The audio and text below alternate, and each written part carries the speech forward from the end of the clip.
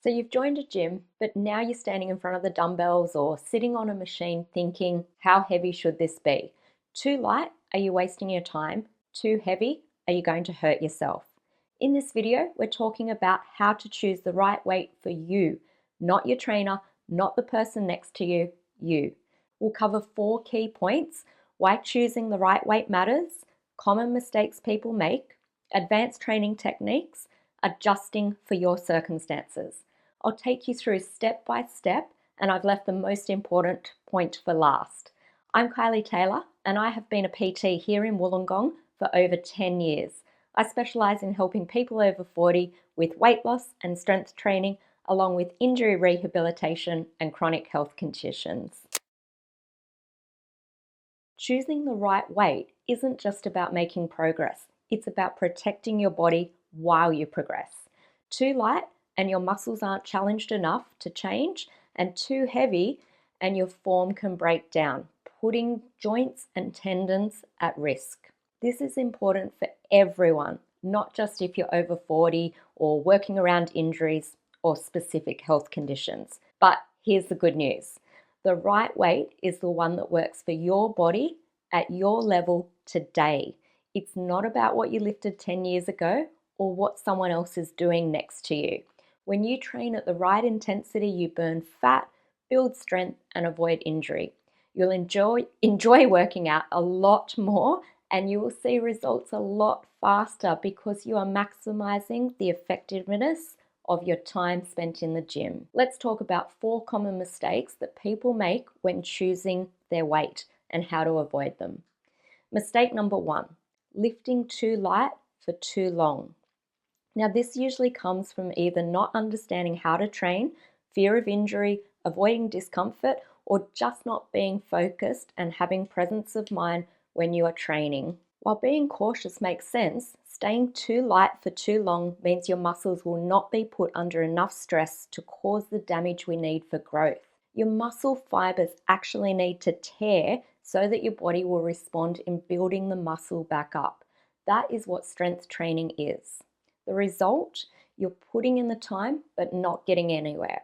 How can we fix it? You should finish most of your sets feeling like you could have done 1 or 2 more reps with good form, no more. If you feel like you could keep going, it's time to go heavier. If you're reaching your 25th rep and you feel you have lots more in you, you need to go heavier. However, you want to avoid more than 30 reps in a set. Mistake 2, going too heavy too soon. This is the go hard or go home trap. You load up the machine or grab heavy weights to feel like you're doing a real workout, but your form suffers and your muscle is not getting the full range of motion. This habit will usually lead to injury. We can fix this by focusing on controlled, smooth movement. If you're struggling to finish a set, jerking the weight, or feeling it more in your joints and your muscles, it's too heavy. Take some weight off, opt for lighter weights, and take control. Don't let it control you. Again, you want to have 1 or 2 controlled reps left in the tank. The minimum reps per set should be no less than 5.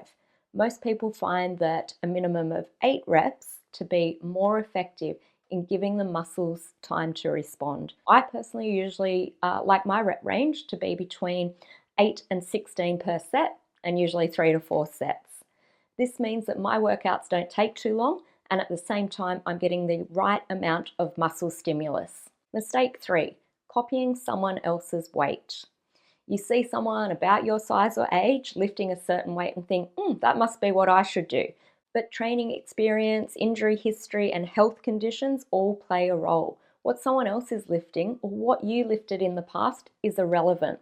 What matters most is what your body can do now, not what it used to do or what someone else can do. How can we fix it? Respect your own starting point, even if it feels frustrating at first. What's light for someone else might be exactly what your body needs right now to build strength safely and consistently.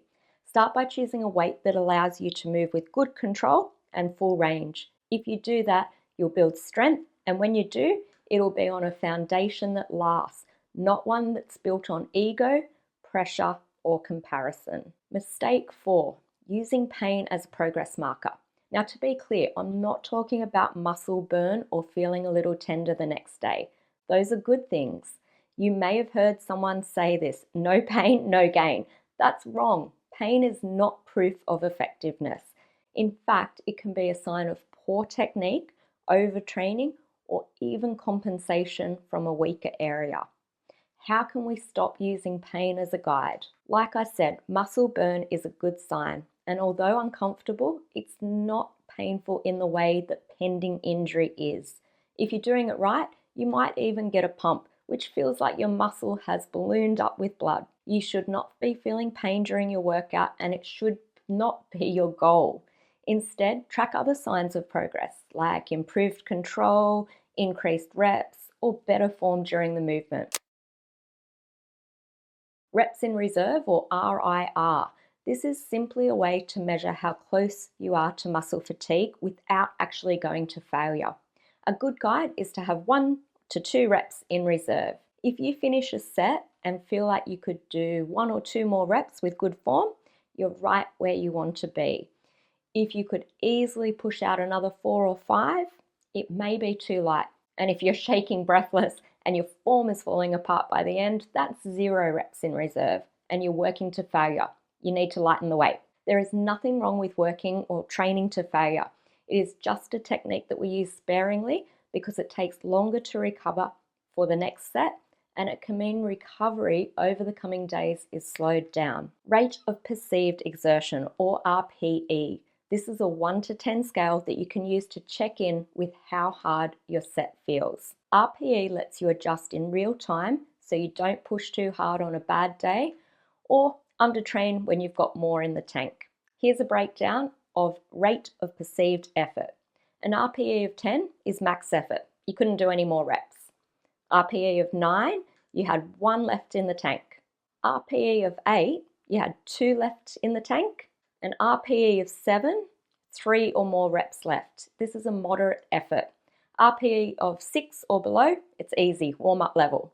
So for example, if you're doing squats and complete 10 reps and you feel like you might have done 2 more with good form, that's an RPE of 8. This tool helps you stay flexible on the days that you have full energy, and other days your body might still be recovering from stress, poor sleep, hormones, or maybe illness. So use the RPE to help you get the best out of your training. Tempo. Time under tension without going heavier. This is one of the most underrated tools in strength training, and it can completely change how an exercise feels without adding a single kilo. Tempo is the speed at which you perform each phase of a rep. For example, 3-1-1-0 means 3 seconds lowering the weight, 1 second pause at the bottom, 1 second lifting it back up, and 0 pause at the top. Lowering is known as the eccentric phase, and lifting is known as the concentric phase. Slowing down the movement, especially the lowering phase, increases time under tension, which builds muscle and control. You're not just moving the weight, you're owning the movement, and chances are you won't need as much weight to get a great result. Partial reps. Another technique to get that extra little bit out of your sets without changing the weight is performing partial reps. A partial rep is simply doing part of the full range of motion. For example, I might be training pecs in a bench press and I reach my final reps in the set. I might add some partials to really make my muscles respond. Unless you are working around an injury, you do not want your whole set to be partial reps. We want full range of motion while controlling the weight. Throw a few partial reps in at the end just to get that right intensity out of your set. This is the technique that I use if I'm feeling I misjudged the weight that I'm using. Everybody's body responds differently, and that will change day by day. You may have had a few hard workouts and need to back off a little to recover. You might be recovering from injury, managing chronic illness, have some stress on your mind, didn't eat well that day, or didn't sleep well that night. The key is to train intelligently, not just intensely. If you're training with a PT, they can adjust your workouts to suit you and your individual needs. But if you're working out alone, here are a few things to consider. Use your first 1 to 2 weeks to experiment. Start lighter than you think you need to. This isn't about ego, it's about learning how your body responds. Focus on proper form, range of motion, and controlled breathing before thinking about heavy loads. Increase weight gradually when you feel confident. When an exercise starts to feel too easy and you have good form, increase the weight little by little. Let your body adapt without rushing. Soreness isn't the goal. Safe, steady progress is. Always listen to your joints, not just your muscles. Muscle fatigue is normal. Sharp pain is not. Don't hesitate to modify or rest. If you're feeling like you could use some guidance with your health or fitness, I'd really love to hear from you. There's absolutely no pressure, just a friendly chat to see if we're the right fit for what you need. If you're in Wollongong, you're welcome to visit our gym. But if you're not nearby, we also offer online programs that give you the flexibility to train from anywhere with personalized support, custom plans, and direct access to a real PT when you need it. Whatever your goals, you don't have to do it alone.